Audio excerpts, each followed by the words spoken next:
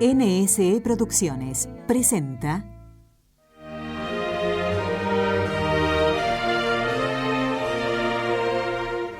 Vamos de camino. Te ofrecemos variadas entrevistas sobre temas de espiritualidad y filosofía aplicada a tu vida práctica.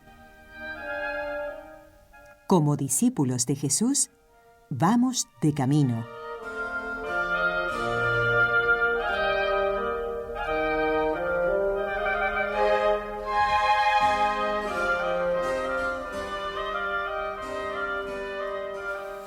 Amigos, estamos estudiando en estos programas en Vamos de Camino, en esta serie dedicada a la gracia.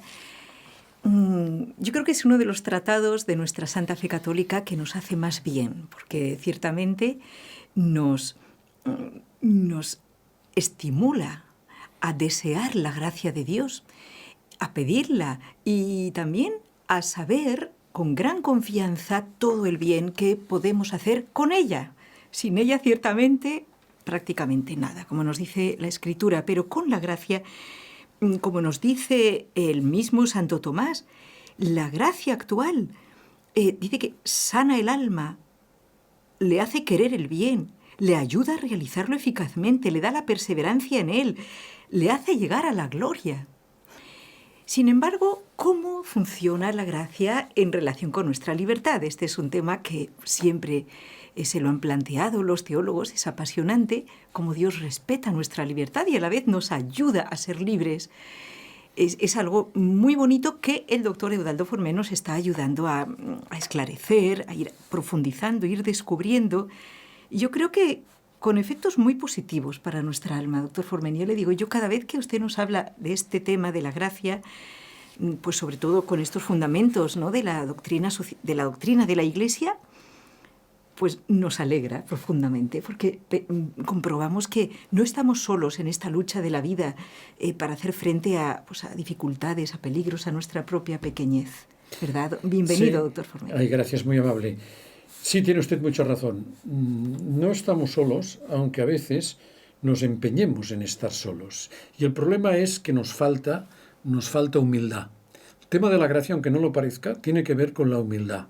Y si no la aceptamos o nos cuesta entender es por esto, por falta de humildad. Porque el pedir la gracia, el reconocer que la necesitamos, es admitir que nosotros por nosotros mismos no podemos nada, que somos nada, que somos, como decía Santa Catalina de Siena, que le recordaba el Señor, que somos el no ser, que somos nada y que por tanto necesitamos la ayuda imprescindible de Dios, no es algo optativo. Y a propósito de esto, después hablaremos del Concilio de Trento. El concilio, leía yo ayer precisamente en el catecismo del Concilio de Trento, que es un catecismo que se publicó igual que el Nuevo Catecismo después del Vaticano II, por orden de San Pío V, dice que la oración nos es útil. Claro, todos, en la oración pedimos la gracia de Dios y pedimos cosas que necesitamos para llegar al cielo, cosas humanas, cosas concretas, que nos sirven no como fin de nuestra vida, sino como medio. O sea que podemos pedir incluso dinero, podemos pedir para los demás, para nosotros, y cosas muy concretas, el ganar unas oposiciones, encontrar un empleo, estas cosas que no son, porque somos humanos y las necesitamos. Pues la oración, el fruto más importante de la oración no es obtener esto, que lo es también, y tiene muchos frutos la oración, pero el más importante, dice el catecismo, es la humildad, porque el que reza está elevando la mente a Dios para pedirle cosas, y si le pide cosas es porque somos, como lo define, por cierto, el catecismo de la Iglesia Católica, que tiene todo un apartado, la cuarta parte, el 25% del Nuevo Catecismo está dedicado a la oración. Bellísimo, es verdad. Al principio, usted recordará, hermana, que dice que define al hombre como mendigos de Dios. Somos mendigos de Dios. Vamos pidiendo a Dios. Dicho, porque el mendigo reconoce que es un mendigo, que no es nada. Si a veces no rezamos, es porque pensamos que no necesito a Dios. Solo lo necesito en un caso muy extremo, cuando ya me veo apurado. Es el último ya, bueno, por si acaso, el último recurso es rezar, ¿eh?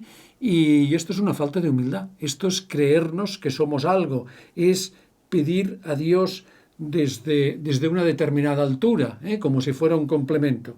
Y por esto la oración está muy vinculada a la gracia, porque la misma oración es una gracia. La gracia, es la primera gracia que le pedimos a Dios. Entonces, habíamos visto en los días pasados que la primera gracia de Dios, o mejor dicho, el primer efecto de la gracia de Dios, la gracia actual, que es una gracia que se nos da a nosotros individualmente, concreta, y que nos sirve después para recibir pues la gracia santificante, la gracia de los sacramentos. Esta gracia lo que hace es sanar nuestro interior, nuestra alma, nuestro corazón, Como disponerla para poder recibir la gracia santificante. Exacto, para la gracia santificante y para que nosotros actuemos libremente. Porque aunque nos pensemos que somos libres, tenemos una libertad que está dirigida siempre al mal. Por esto decía San Agustín, que lo habíamos visto estos días, que el primer efecto de la gracia, y tengo el texto aquí, que bueno, como siempre que se busca una cosa no se encuentra así, pues el primer efecto es sanar el alma, curarla de este virus que tenemos, entre comillas, esta tendencia al mal, a oponernos, a no ser humildes, esta tendencia a la falta de humildad, rebeldía, esta tendencia a no rezar, incluso esta tendencia que nos cansa rezar otra vez, es muy pesado y siempre lo mismo. Pues esto es lo que la gracia es lo que se llama gracia operante, sana el alma. Pero después, bueno, y otro efecto es que nosotros queremos el bien. Y otro efecto de esta gracia es que nos ayuda, no nos deja al principio, sino que nos ayuda a realizar actos, a proseguir, y por tanto a perseverar y a hacer el bien. Todos y por tanto pues a recibir incluso la gracia santificante, ir a los sacramentos. Vale, es más fácil. Y esto se llama cooperante. Empezar algo es fácil, pero continuarlo hasta el final, una obra buena, es lo que hace la gracia. Porque al principio la gracia siempre tiene una eficacia por sí misma, intrínseca, no necesita del hombre. Pero Dios quiere que nosotros cooperemos con la gracia, por esto se llama cooperante, con nuestra libertad. Pero habíamos dicho que, ojo, con nuestra libertad ya regenerada, ya sanada, de manera que entonces podemos elegir bien. Podemos, si no tuviéramos el efecto de la gracia, tenderíamos siempre al mal y nos sería muy difícil hacer el bien, y actos sobrenaturales totalmente imposible. Entonces de ahí vendrá seguramente esto que queríamos ver hoy, que hay una gracia previniente, es decir, que antes de que yo tenga lo que me parece que es una buena inspiración, y que ciertamente pues ahí mi libertad corresponde con la gracia, es que antes ya me ha prevenido la gracia. Exacto. Como dice el Papa Francisco, con esa expresión argentina tan simpática, que Dios primerea, el amor de Dios primerea siempre al hombre, es una forma más popular. Siempre, ¿no? Dios va primero. Incluso en la oración es Él el que nos pide. Recordemos la parábola de la samaritana, que el que tiene sed es Cristo. Es Él que tiene sed de nosotros, que nos invita. Ahora el hijo pródigo, lo mirábamos ahora en un libro, la parábola del hijo pródigo, es Él que está esperando, es Él que empieza y nos da... El Padre. El Padre, exacto. Nos da la ayuda, la ayuda de la gracia, que es una gracia previniente, para que nosotros la aceptemos, colaboremos con Él y nos continúa dando gracias. Pero la iniciativa es de Dios, no es que nosotros hayamos elegido a Dios, Él nos ha elegido primero, y gracias a esto nos podemos justificar, es decir, podemos ser justos ante Dios. Más adelante trataremos el tema de la justificación. Ahora, que hay que explicarlo bien, si me permite, podríamos entrar, ya que estos días hemos visto a Santo Tomás, a San Agustín, podríamos entrar en el Concilio de Trento. en un decreto que se dio en el 1547, el decreto sobre la justificación, que es muy importante, que es una respuesta a los errores que había protestantes sobre este tema, que es uno de los claves, el núcleo de la separación de los protestantes de la Iglesia Católica. Algunos hablan de, cuando oyen la palabra Trento, y perdone, Sí. es algo al paso de a lo mejor algún oyente o televidente que piensa, uy, en cuanto oye la palabra Trento, que es una ciudad de Italia, ¿verdad? Pues enseguida le suena como algo muy antiguo y con una tendencia a poner, es decir, superado, como algo que ya, que ya no hay que ya no interesa, o es para gente, anticuado, entre comillas, integrista, o gente... Ahora lo que importa es el Vaticano II. Claro, aclárenos esto. O incluso más que el Vaticano II. Lo que importan son los teólogos que están de moda, o los teóricos, qué sé yo.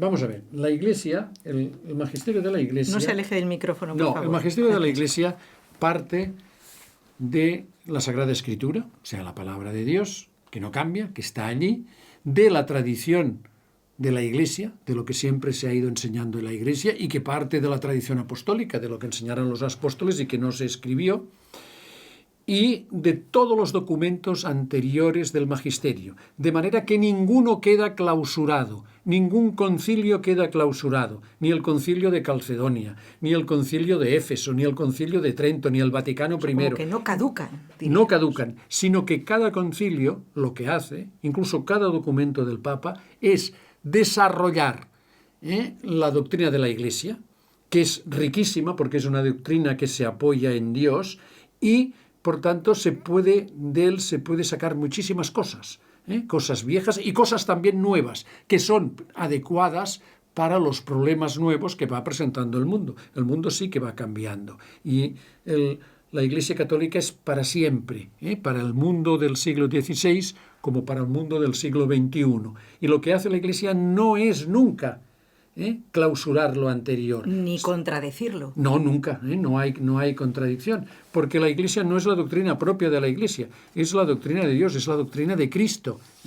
Y todo lo que dice la Iglesia, incluso si se lee el Vaticano, la gran sorpresa que uno tiene cuando lee el Vaticano II es que dice, hombre, pues no parece del siglo XX, del siglo XXI, porque nos han dado una imagen, pues, no sé, que rompe con todo lo anterior, no que hay que cierto. buscar cosas nuevas. No, continúa y desarrolla, aplica mejor, pero no anula nunca lo anterior. Lo mismo que el magisterio pontificio, ni lo de los obispos que están en comunión con la Iglesia. No, por esto siempre son actuales. La Iglesia no es una comunidad humana. La Iglesia es sobrenatural. Y para entenderla, no lo olvidemos nunca, esto lo decía siempre mi maestro, el doctor Canals, hay que mirar a la Iglesia con visión sobrenatural. Si no, no la entendemos. Como no la entienden, y voy a ser radical, nunca los periodistas que no la miran con visión sobrenatural. Cierto, claro. Porque como si fuera una institución humana. Y no entonces es otra cosa, aunque tenga estructuras humanas y tiene que tener, el obispo tiene que tener un despacho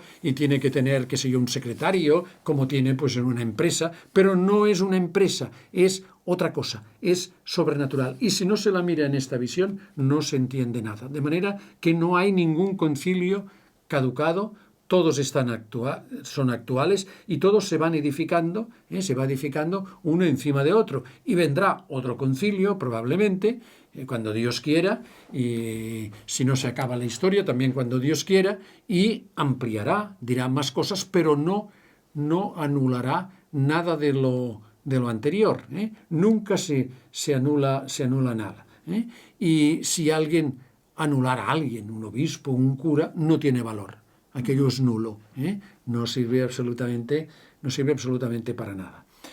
¿Cuál es la primera tesis de Trento sobre la gracia? Trento, mire, podría leer usted para entrar en el concilio, que es un concilio que es curioso, porque escrito hace 400 años. Si uno que lee un libro de hace 400 años, tiene un lenguaje distinto, cuesta de entender, hay que ser un especialista. Y resulta que no, que es claro. En tanto no, parece escrito hoy en día.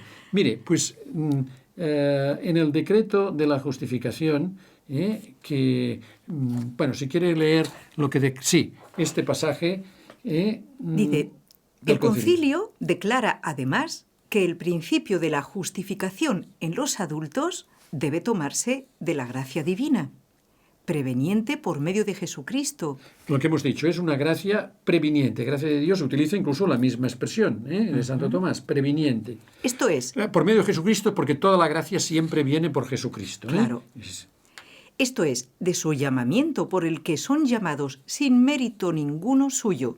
De suerte que los que eran enemigos de Dios... Que éramos todos antes del bautismo y antes de recibir la gracia. Estamos en pecado, éramos enemigos de Dios, somos los hijos de Adán expulsados del paraíso y somos los que pecamos. Y cuando Dios nos da la gracia, la primera, pues no es por ningún mérito nuestro.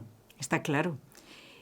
Seguimos con el texto. Muy Dice, bien. Esto es, del llamamiento de Jesucristo por el que son llamados sin mérito ninguno suyo, de suerte que los que eran enemigos de Dios por sus pecados se disponen por su gracia, excitante y auxiliante, para convertirse a su propia justificación. Un minuto, solamente es muy denso, claro, son términos excitante es lo que teológicos. nosotros hemos llamado regenerante, que bien. nos ha sanado, Muy bien. y nos ha despertado. Y auxiliante es cooperante. La que nos ayuda, sí, la que nos ayuda después con nosotros. Perfecto. Ya lo dice después. Entonces lo que dice es que la persona asiente y coopera libremente a la misma gracia. Sí, asintiendo y cooperando libremente a la misma gracia. ¿Nos lo puede usted explicar con palabras Sí, podríamos más... hacerlo con dos tesis, sí. Para poner orden. La primera sería que lo que se llama técnicamente la primacía.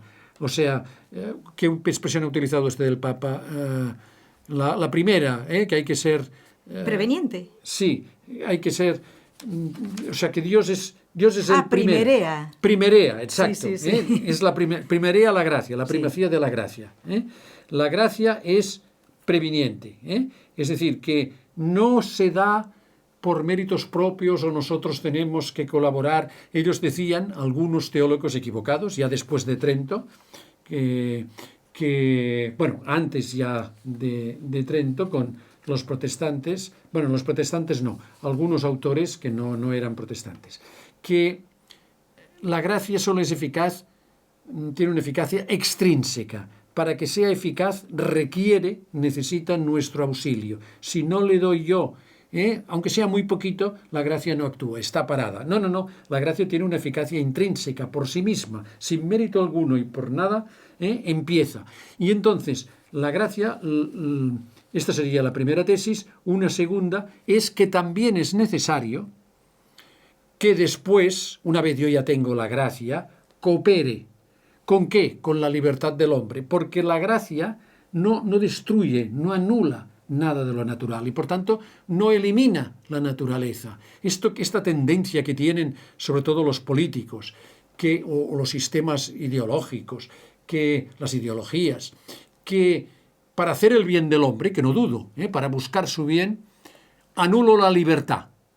A veces no buscan su bien, pero vamos a concederles que busquen el bien. Entonces, para tu propio bien, no te quito la libertad. Esto no lo hace Dios. Yo respeto.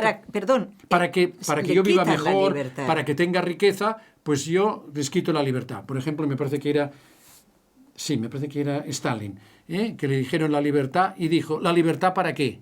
¿Para qué? No hay libertad, pero ¿para qué la quieren? ¿Para qué quieren la libertad? Si aquí es un país espléndido, bueno, después cayó el comunismo, mentía, ¿no? Aquí todo el mundo es feliz, aquí todo el mundo vive bien y aquí estamos en la Arcadia. Sí, ¿no? Como dice Maduro que ocurre en Venezuela. Exacto. Pues, y entonces quita la libertad. Dios no. Dios quiere el bien, nos da el bien, pero es un bien que no solamente, que a veces dice, Dios respeta la libertad humana, no solamente la respeta, sino es diríamos, la quiere, más que la quiere, la auxilia, la hace posible, la acrecienta, la acrecienta, la le eleva. evita los errores. Claro, es que quiere desarrollar nuestra libertad. Exacto. Es como si nuestra libertad fuera la mejor aliada de Dios. Exacto. ¿No? Porque Exacto. cuando pecamos dejamos de ser libres, doctor Exacto. Forment. Nos esclavizamos ¿Cierto? por el mal, nos esclavizamos por nuestras pasiones desordenadas, por el demonio, por el ambiente mundano y bueno, por esto todo el mundo que está en un vicio malo, pues quiere librarse de él, que ha sido engañado. Bueno, pues la libertad, esta cooperación a la libertad es necesaria. Estas dos tesis de Trento son muy importantes. Las vamos a recordar.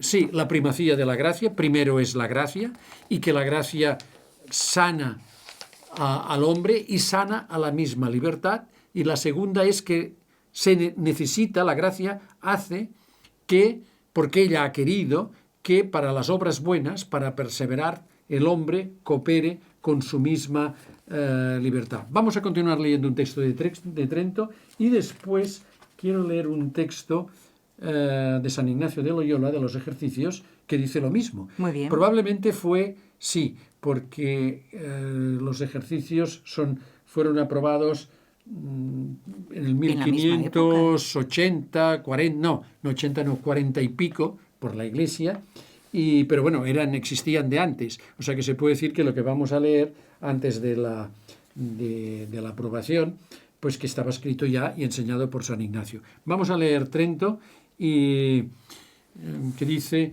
continuamente, de tal modo tocando Dios el corazón del hombre, no sé si tiene el texto.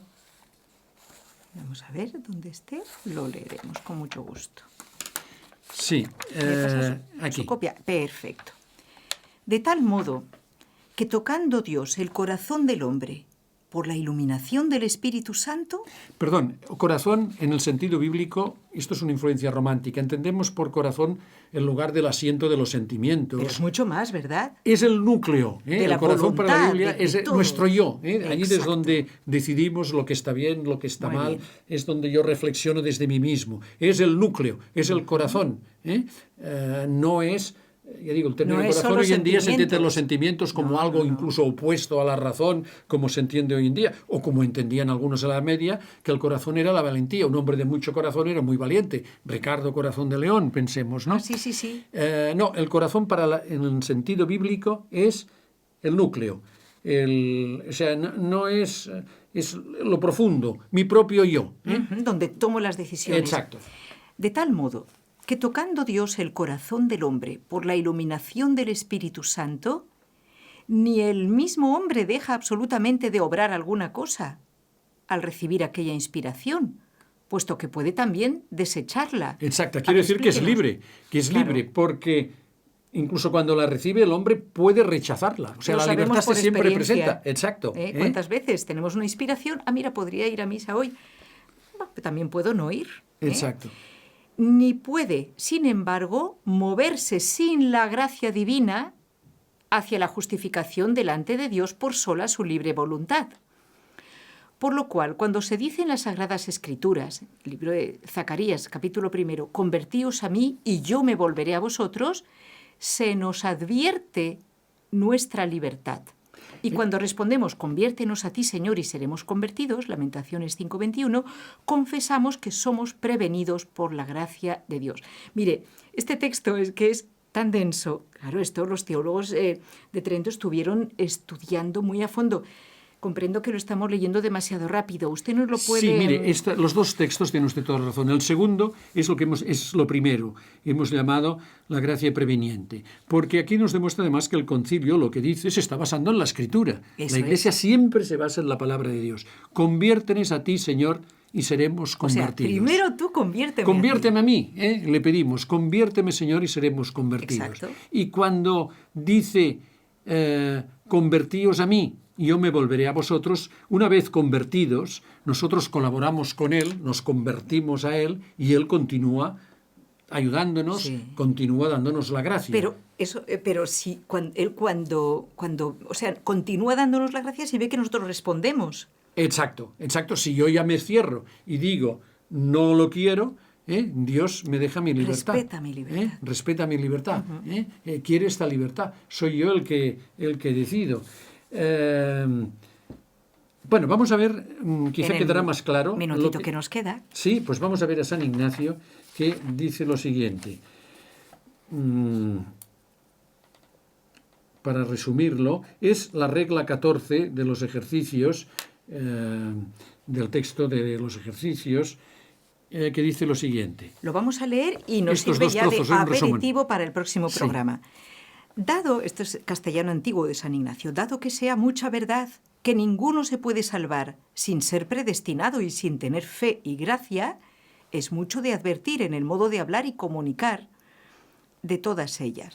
Sí, es decir, que hay que vigilar mucho con el tema de la gracia, de la claro. predestinación. La gracia, esto ya la veremos más adelante, pero de la gracia. No sea que mientras atribuimos mucho a la predestinación y a la gracia, infringamos las fuerzas y la libertad humana. Lo digo simplificado.